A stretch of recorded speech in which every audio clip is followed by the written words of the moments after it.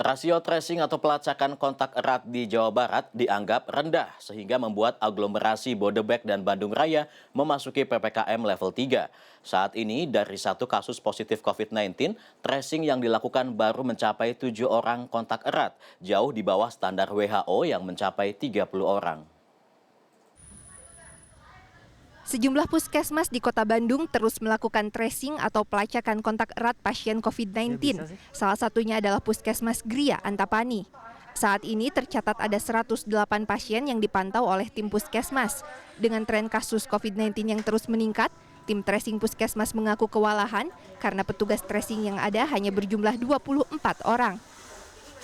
Karena kan laporan itu bisa 24 jam, kemudian pemantauan itu bisa 24 jam. Jadi tidak hanya di jam kerja saja, tetapi di luar jam kerja pun tetap kita lakukan pemantauan baik itu pokoknya intinya 24 jam. Jadi kalau ada kewalahan pasti kewalahan. Kita masih terus lakukan tracing. Jadi ketika ada kontak erat, ketika memang sudah ada yang positif, kita langsung tracing. Dan tracing pun tidak hanya kontak erat. Begitupun yang pelayanan ke poli umum, pasien datang dengan keluhan yang memang mengarah, kita langsung tracing saat itu. Kita langsung lakukan swab juga. Dari situ juga ketemu kan, kalau misalnya dia positif, dia langsung kita lakukan isolasi mandiri dan kontak eratnya yang di rumah juga di tracing juga. Gitu. Dinas Kesehatan Jawa Barat mengakui rasio tracing di Jawa Barat masih belum memenuhi standar WHO. Saat ini, rata-rata dari satu kasus positif COVID-19, tracing yang dilakukan baru mencapai 7 orang. Selain masalah keterbatasan SDM, sejumlah kendala juga dihadapi mulai dari data pasien yang tidak akurat, hingga masih banyaknya warga yang enggan untuk diwawancara dan dites COVID-19 ketika menjadi kontak erat.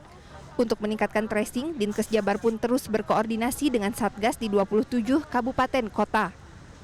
Seharusnya kita mendekati angka WHO ya 15% ya, 1:15 seharusnya.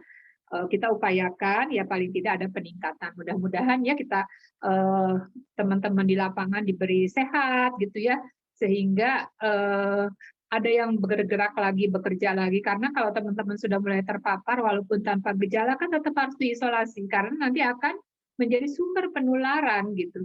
Jadi inilah yang barangkali salah satu tantangan ataupun hambatan, sehingga tracing-nya juga mungkin tertunda lagi ya, karena tidak ada yang melaksanakan tracing tadi, karena yang petugas tracing-nya juga ikut terpapar gitu ya, ada di antaranya, walaupun tidak semua kota kabupaten gitu ya.